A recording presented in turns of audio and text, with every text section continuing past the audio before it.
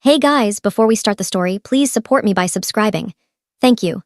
My sister snatched a cake knife at her own baby shower, aimed it at my pregnant belly, and shrieked, "This is my moment."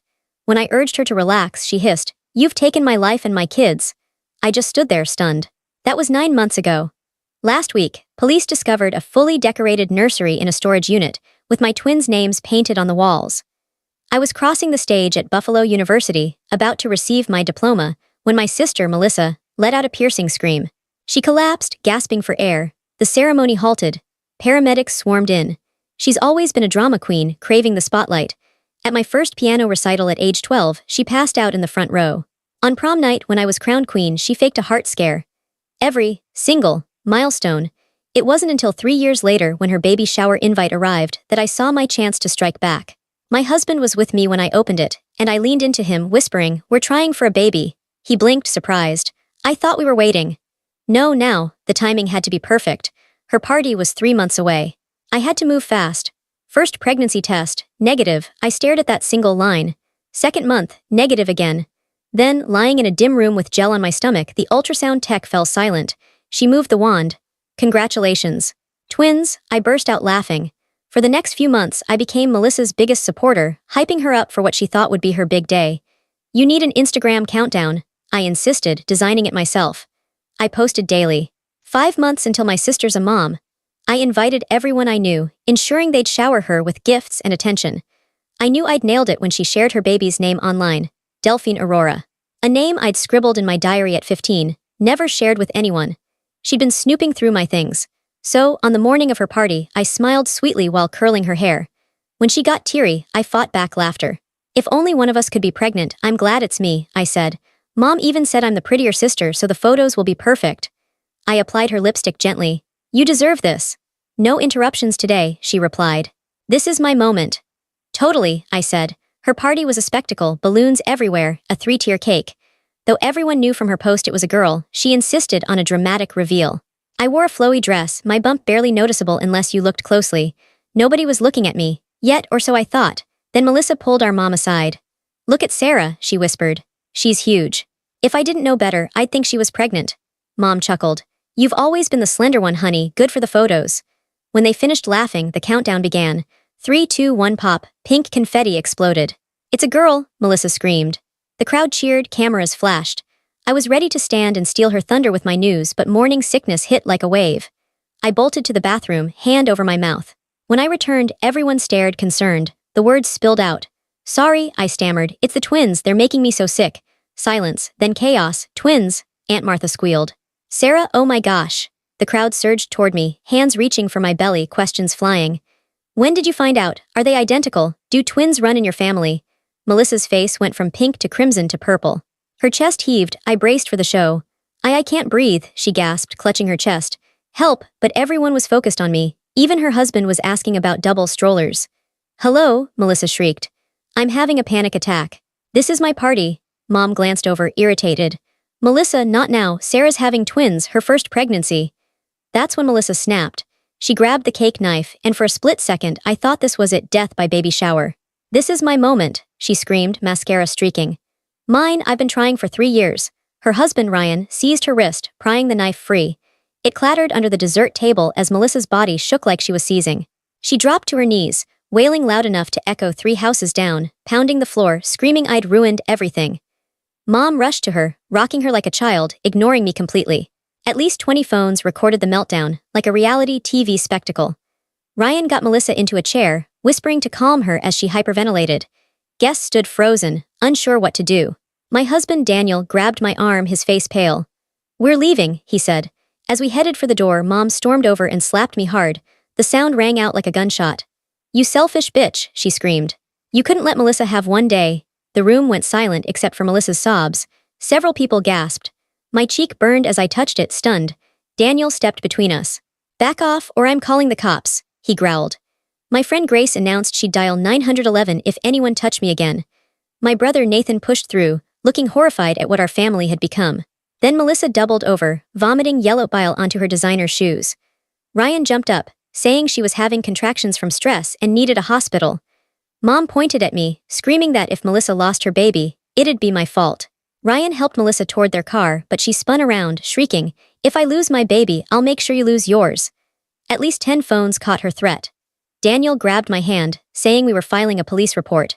In Daniel's car, we called 911 to report the assault and threat. My cheek throbbed, and I felt the twins moving wildly from my stress. 2 cops arrived 20 minutes later, took our statements, and watched videos from Grace and 3 other guests. They photographed my cheek and advised us to file a restraining order Monday. 3 hours later, at home, Daniel made me chamomile tea as I sat, reeling. He admitted he was scared of what Melissa might do next, suggesting we stay with his parents. I refused to let her drive me from our home after years of her antics. My phone exploded with notifications as party videos went viral on TikTok and Instagram, tagged with #baby shower meltdown and crazy sister. Comments called Melissa unhinged and mom abusive, though some said I was wrong to announce my pregnancy at her party. By 7 a.m., someone was pounding our doorbell. Daniel checked the peephole. Carol, mom's friend, stood there, face red from crying. She kept ringing and banging, screaming about the videos. Daniel opened the door a crack, chain on, as she shoved her fingers through, demanding I take the posts down. She shrieked that I'd ruined Melissa's life and our family. Neighbors emerged, and Mrs. Chen recorded it all. Carol, seeing the audience, yelled louder, calling me evil and jealous. Daniel threatened to call the police. She left after 20 minutes of threats. An hour later, Nathan called, sounding drained. Melissa was in the hospital, her blood pressure dangerously high. He begged for a family meeting to resolve things. I agreed, but only in public with Daniel present. We set it for an Italian restaurant downtown in 2 days. Those 2 days dragged, my anxiety spiking. I worried the stress was harming the twins. At an emergency OBGYN visit, women in the waiting room stared, whispering, phones out. They'd seen the viral videos. Dr. Torres confirmed the twins were okay, but warned stress was dangerous. She prescribed mild anxiety meds and urged me to avoid conflict. At the restaurant, Carol, Nathan, Melissa, and Ryan sat at a back table. Melissa looked pale but primped. Carol demanded I apologize for orchestrating everything to hurt Melissa.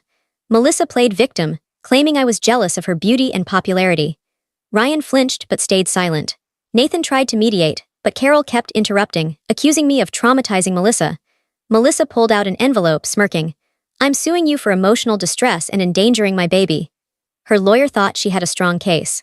Daniel called his cousin Emma, a family lawyer, and Melissa's smirk faded. We left with Carol still shouting. That night, Grace brought wine for Daniel and ice cream for me, showing screenshots of Melissa's attention-seeking history. Fainting at my graduation, fake chest pains at my college acceptance party, an allergic reaction at my engagement dinner. She documented years of this without telling me. A week later, Emma reviewed Melissa's lawsuit, laughing at its absurdity.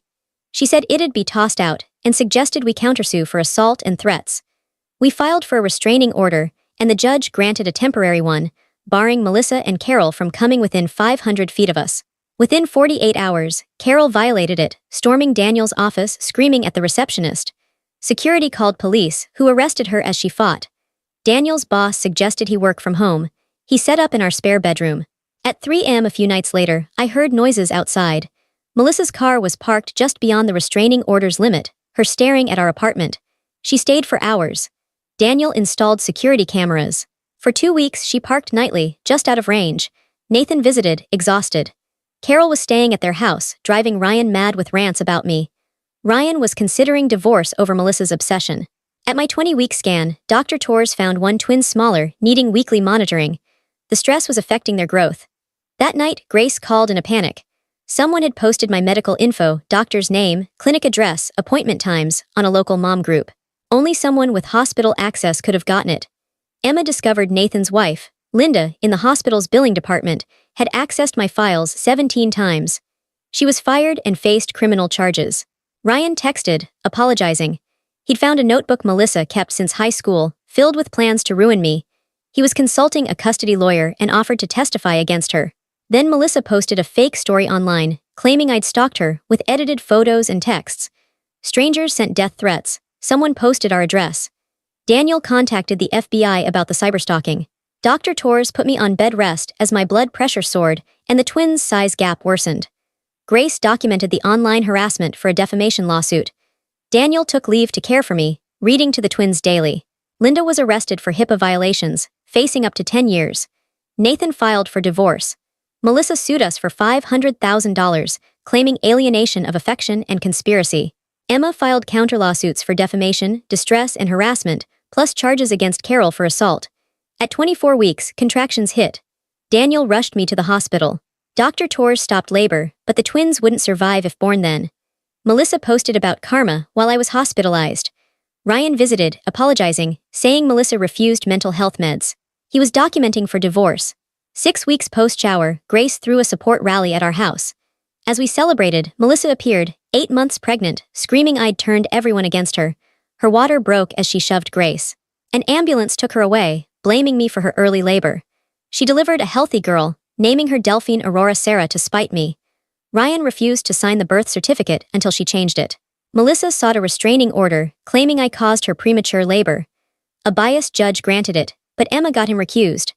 At 32 weeks, on hospital bed rest, I saw Melissa post about being a victim. Her psych evaluation showed narcissistic personality disorder and postpartum psychosis. Ryan used it for full custody. Then Melissa escaped her psychiatric hold, stealing a knife and reaching the maternity ward, screaming my name. Guards stopped her, and she was held without bail.